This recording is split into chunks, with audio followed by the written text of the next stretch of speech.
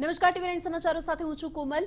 દિવાળી પહેલા મોદી સરકાર ઉદ્યોગકારોને મોટી રાહત આપી શકે છે। વધુ એક રાહત પેકેજની જાહેરાત થઈ શકે છે। બપોરે 12:30 વાગે નાણાપ્રધાન નિર્મલા સીતારમણ પત્રકાર પરિષદ સંબોધશે।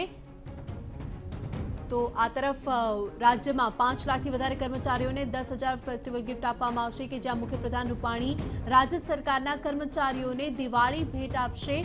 5 લાખથી વધારે કર્મચારીઓને 10,000 ફેસ્ટિવલ એડવાન્સ તરીકે આપવામાં આવશે।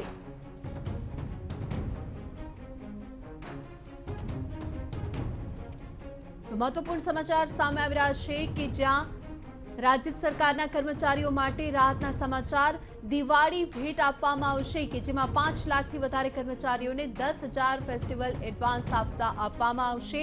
તો સરકાર આ રકમ 10 માસિક હપ્તામાં પરત લેશે। તો મહત્વપૂર્ણ સમાચાર સામે આવી રહ્યા છે કે જ્યાં 5 લાખથી વધારે કર્મચારીઓને 10,000 ફેસ્ટિવલ એડવાન્સ તરીકે આપવામાં આવશે।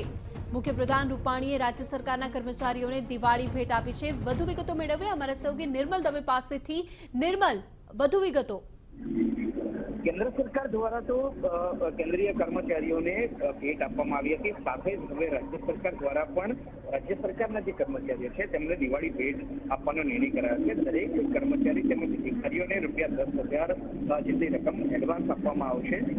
આ જે રકમ આપવામાં આવશે તે વગર વ્યાજે તમામ કર્મચારીઓને આ રકમ આપવામાં આવશે।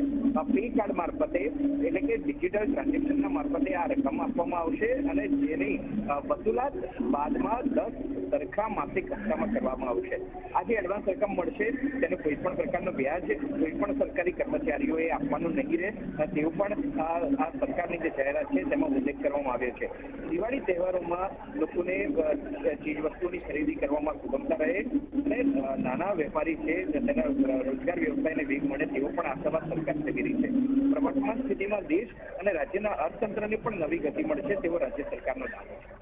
जी निर्मल, आभार समग्र माहिती बदल। तो महत्वपूर्ण समाचार के ज्यां दिवाળી निमित्ते 5 लाखથી વધારે કર્મચારીઓને 10,000 ફેસ્ટિવલ એડવાન્સ તરીકે આપવામાં આવશે અને સરકાર આ રકમ 10 માસિક હપ્તામાં પરત લેશે।